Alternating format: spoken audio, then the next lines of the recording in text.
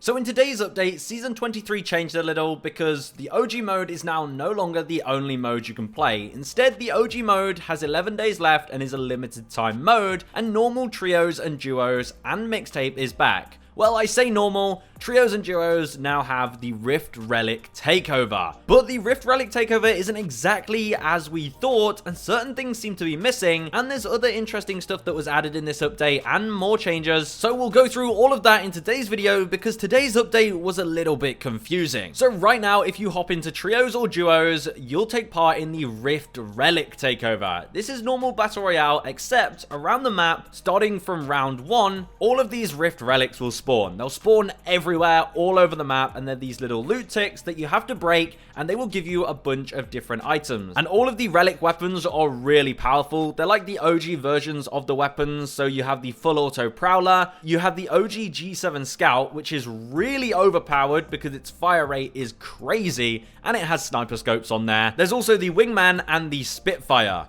Those are the OG versions, and those are all of the relic weapons you can get at the moment. Now, later on, the game mode will update, and the loot pool will change, and there'll be other weapons like the Alternator, Mastiff, L-Star, and 3030 Repeater, all with OG variants and slight buffs, along with, of course, the EPG-1. So the EPG-1 is a Titanfall weapon, the energy grenade launcher, that's going to let you rocket jump and deal explosive damage. Well, it turns out this isn't in the game right now. I know it was advertised like this was an awesome new weapon that's part of the takeover, and it will be, just not yet. It turns out the takeover will have more updates later on, shifting the loot pool, but right now you can't get the EPG-1. Now, personally, I actually don't mind this. It would have just been nice if they communicated this to us. Now, the mode is still really fun, and we'll get into the awesome abilities that you can use, but I wish they'd just told us the EPG wouldn't be here until maybe a couple of weeks' time. And if you take a look in the challenges section, there's new Rift Relic trials. At the moment, there's only one trial available, and there's 12 days to do it.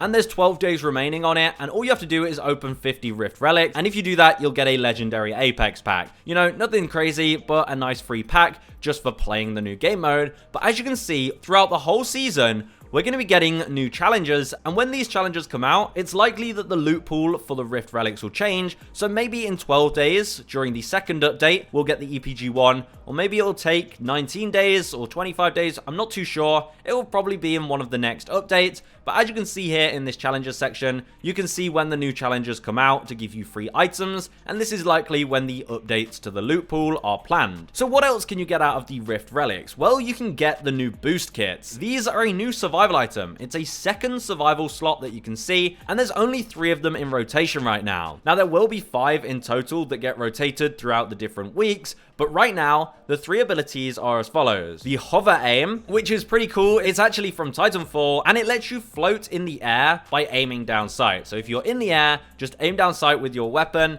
and you'll float there, and you will have steady aim, so you'll be accurate while you shoot. I think this one's probably the weakest, but it's actually broken right now. You can do some crazy movement tech. I've seen a lot of clips floating around. There are ways you can bug this thing out by like sliding and then aiming quickly, and you'll just do these super glides around the place. It's insane. Definitely go and try it out and see if you can do some pretty cool movement tech. They might have to nerf that, or maybe they don't care because it's pretty fun. Then there's the Void Reflex. This is probably my favorite one, and while you have the Void Reflex, if you take damage that would normally knock you, instead you'll go into the void and you'll just basically have a Wraith's Tactical. You'll be able to run around in the void for a short amount of time and then reposition, and when you come out, you'll be on 1 health, ready to be shot, but it's another chance at life, and you can catch people off guard with this, especially people who don't know. However, if you were wondering, there is a way to tell if somebody has this perk active. If someone has the Void Reflex boost kit, when you damage them, you'll see a Wraith Portal logo. This Void logo basically tells you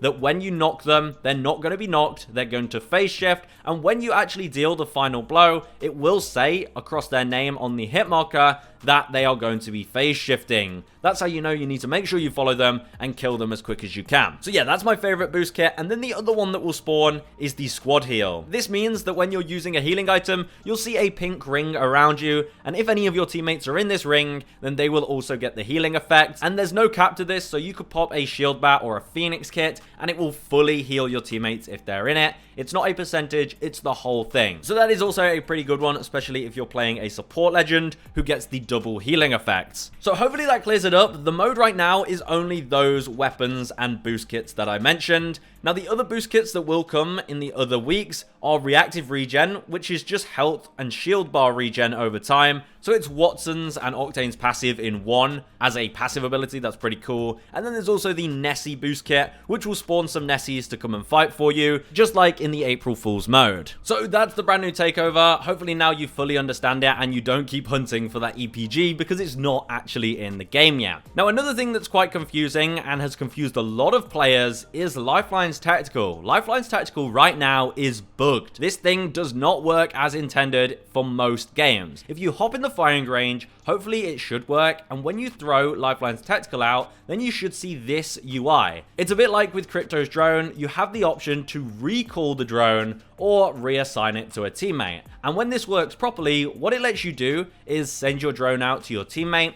and then if you'd like to bring it to heal yourself, you can click recall and bring it right back to yourself. And if you want to put it back on your teammate, you can click assign and assign it back to your teammates, and that's how it was meant to work. But most of the time when you hop into a game, you'll see this. You'll use the tactical, and then the icon will just completely vanish, and the only thing it will let you do is recall the drone. Now, all you have to do is press your interact button, and the drone will recall, and it will still heal you. But when the tactical is bugged like this, it doesn't let you reassign it to anybody else. So if you're in a game and it's bugged like this, and you give it to your teammate and then recall the drone, you can no longer reassign it back to your teammate because it's bugged, it's broken, and it really does suck, since this is one of the biggest changes in the new season. Now, hopefully they get that fixed soon, but hopefully that clears it up, because I heard a lot of people wondering if this was a bug or if it was intentional, and yeah, it's a bug. Also, what I noticed is there's no way of actually throwing out your healing drone to just yourself. If you're looking at your teammate, every single time the drone will go to them. If you want to just heal yourself, you either have to throw it to your teammate and instantly recall it, or you have to look away from your teammate and throw it. It would be nice if they implemented a way to just heal yourself without looking away. Maybe they could do this by letting you hold the tactical button down and then it will put the drone for yourself. People have said that is a thing, but I've tried it and it's not a thing. So devs, please, if you could add that, that would be great. Also, while we are talking about Lifeline, just a tip for you: if you respawn out of the dropship and you're playing Lifeline, you can actually use her passive drone glide, so you don't just fall predictably into the enemies. You can just glide as far away as you want. It's pretty nice. Also, for anyone wondering, if you're using Lifeline's passive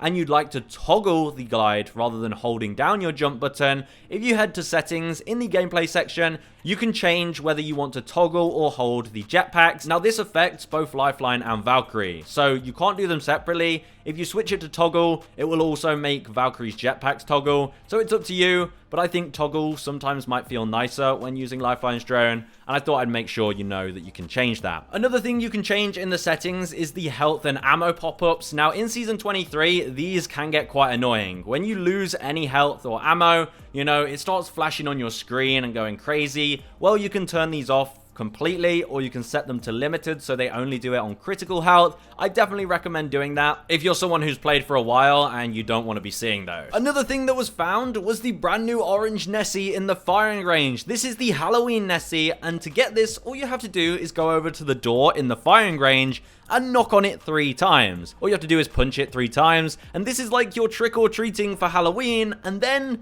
Nessie will spawn with Nessie candy. So as you can tell, this is the Halloween Nessie, the orange one. It looks really cute, and the fact that it spawns candy because you are trick-or-treating is pretty awesome. So go and do that. It also spawns a black Nessie as well, so 2 Halloween Nessies for you. I actually didn't notice the black one until I turned around while making this video. Another thing that was found with the new Raptor's Claw heirloom, the Karambit, there are unique third-person animations when using it with Alter. I'm not sure if there is for any other legends, but this one looks pretty cool. Anyway, that wraps up today's video. Let me know what you think of today's update in Season 23. I think the Rift Relic mode is super fun. The OG weapons are super overpowered, and the boost kits like Void Reflex are really fun, and it does make the game quite refreshing. And the fact that these will update every so often throughout the season, giving us new abilities and other weapons like the EPG-1, I think is great for retention of players. It would have just been nice if they'd have told us straight up, because it was quite confusing finding this out ourselves, but hopefully this video cleared up today's update for you. Anyway, I'll see you guys in the next one. Goodbye.